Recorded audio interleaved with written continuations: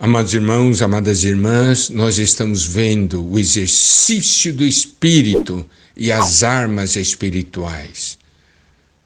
Como exercitando o nosso espírito, usando o nosso espírito, nós podemos manejar as armas espirituais. Em 2 Coríntios, capítulo 10, versículos 3 e 4, nos é dito: porque, embora andando na carne, não militamos segundo a carne, porque as armas da nossa milícia não são carnais, e sim poderosas em Deus para destruir fortalezas, anulando sofismas. Aqui Paulo diz: porque embora andando na carne, isto é, vivendo na carne,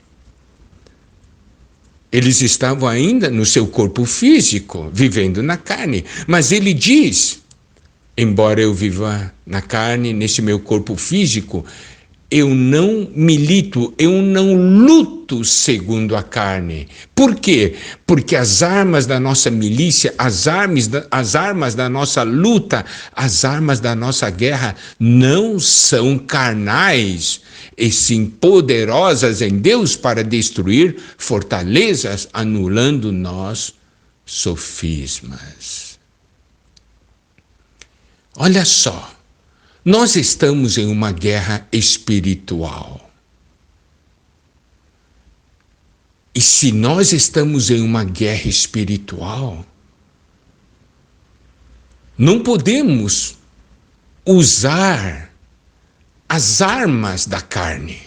As armas da nossa luta, da nossa milícia, não são carnais, mas são, na verdade, espirituais.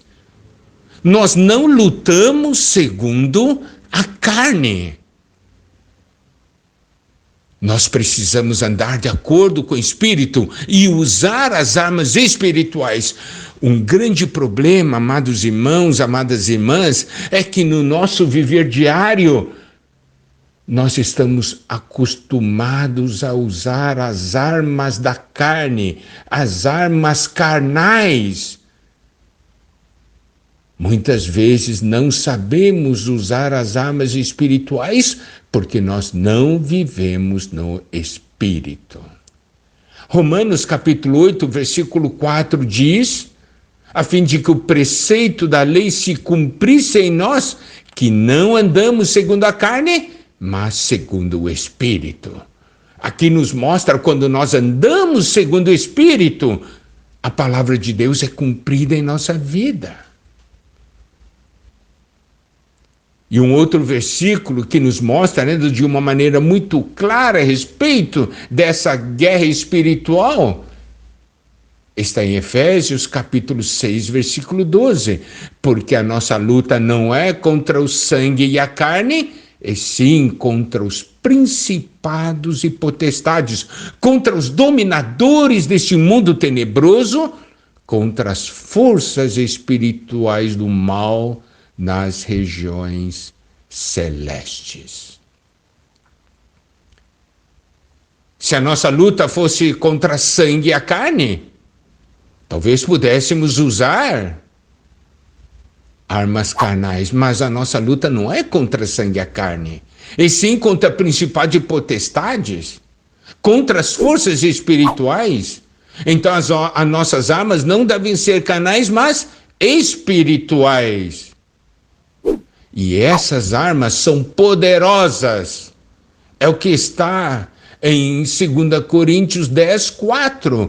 As armas de nossa milícia não são carnais, e sim poderosas em Deus para destruir fortalezas, anulando nossos sofismas. Sabemos que o inimigo instala fortalezas em nossa mente, pensamentos, raciocínios. As armas, segundo a carne, não conseguem destruir, não conseguem derrubar as fortalezas, mas as armas espirituais podem. Muitas vezes temos certos raciocínios, pensamentos negativos que são contra Deus. coisas que reforçam a nossa carne, que nos levam a amar a nossa vida da alma. E muitas vezes, internamente, nós somos muito arrogantes.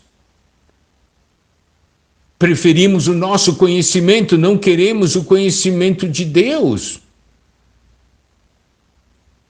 Paulo, quando enfrentava esses problemas, ele não usou armas da carne, armas materiais, mas espirituais.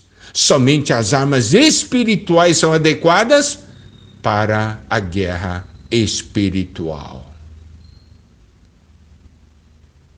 As armas da carne são terríveis. Eu não estou falando de revólver, faca. As armas da carne são o quê? Manipulações, enganos, planos malignos. Criar armadilhas para o inimigo cair. Usar raciocínios humanos, manobras humanas para derrubar os outros.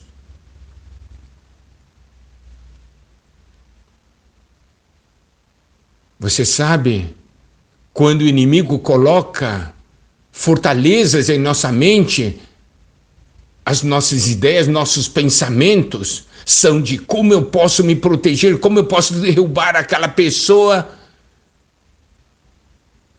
como eu posso atacar tal pessoa, como eu posso me sair bem disso aí tudo, eu vou criar, vou manipular, vou usar a mentira. Tudo isso é contra a palavra de Deus.